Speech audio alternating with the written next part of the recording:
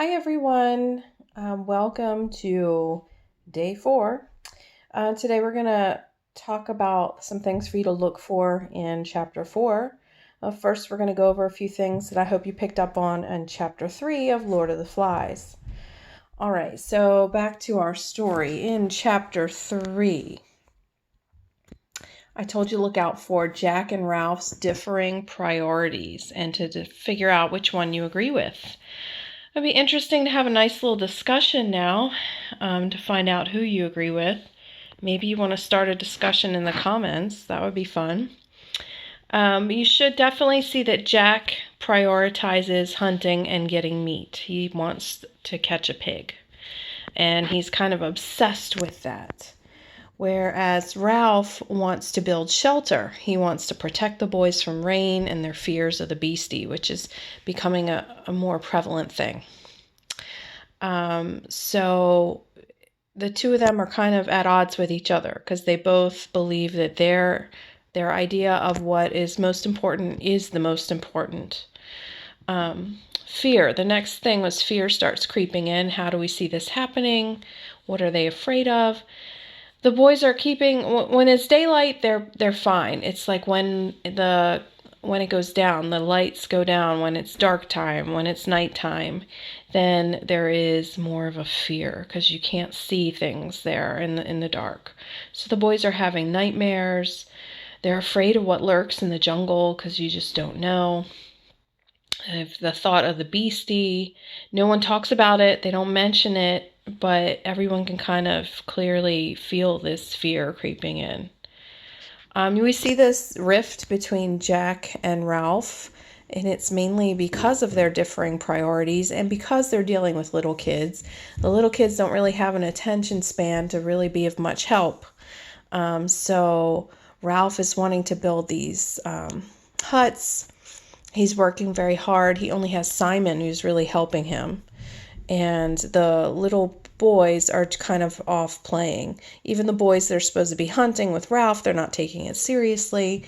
And you kind of got to remember the age of these kids, that they're young kids. All right, so there are several quotes in there that show that rift forming between Ralph and Jack. Hopefully you found some of those as you were reading. And then Simon. So Simon is described as a small, skinny boy with a pointed chin. His eyes so bright they had deceived Ralph into thinking him delightfully gay and wicked. The coarse mop of black hair was long and swung down, almost concealing a low, broad forehead. He wore the remains of shorts, and his feet were bare like Jack's. Always darkish in color, Simon was burned by the sun to a deep tan that glistened with sweat. All right, so that was our description of Simon, and we know that he's been helping out with building the huts. Very focused, right? At the end, it says, why does he make a big choice at the end of the chapter? He ventures into the forest at the end of the chapter, and it's unclear kind of why he does this, especially after they were just talking about fear that they feel from the forest. However, he seems to be escaping from the rest of the boys, finding something, some sort of like silence of his own, maybe just getting away from the pressure of everybody and everyone's discontent by going into the forest. Okay, so that's chapter 3. Now we're moving on to chapter 4. So with chapter 4, it's called Painted Faces and Long Hair. As you're reading, I want you to be able to describe the daily life on the island. And then this idea of civilization versus savagery is really key in this part of the book. There are a few examples. We've got Maurice throwing sand in the eyes of the little one. Roger throwing stones around Henry but not at him. So look, as you're reading these examples, you want to look at this balance between civilization versus savagery. How things could take a turn for the worse, but they're not. Are they holding on to their civilization? What pieces of civilization are they holding on to? What parts are they letting go of? And just keep in mind, this is still the beginning of their journey. How do you think it's going to play out in the end?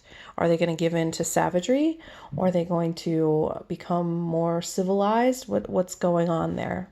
Look at that balance, okay? The next thing I want you to look for is, why does Jack use face paint? Look for 2 reasons that you could describe why he's using the face paint. And then this continued rift with Ralph and Jack, why is that happening? Why are they continuing to kind of butt heads and be at odds? Lastly, I want you to look at Jack's treatment of Piggy. How's he treating Piggy? Is it getting better or worse than the beginning of the book? How does Ralph react to this? And make some predictions here about what you think might happen next. Okay, so as always, as you're reading chapter 4, you need to look at our packet instructions. So date and pages read, summary of major events, your personal reaction. Then for that last part, the during reading questions, you can either choose 1 or 2 of the during reading questions that are in your packet and respond. Or I have uploaded a handout on It's Learning. And this one for chapter 4 looks like this. So it's a chart. So you've got a column for Jack, a column for Ralph, and any quotes. Okay, so while reading the 4th chapter of the novel, fill in the table below. Try to find quotations to support your opinions. So your opinions would go in these 2 blocks, and then a quote would go over here. So which of the other boys are on their side? So trying to figure out who's on Jack's side, who's on Ralph's side, and then a quote to support that. Who represents civilization and order? Who represents dissent and savagery? How do they treat the little ones? How do they treat Piggy? What is their main priority? And do they care about the greater good of the group?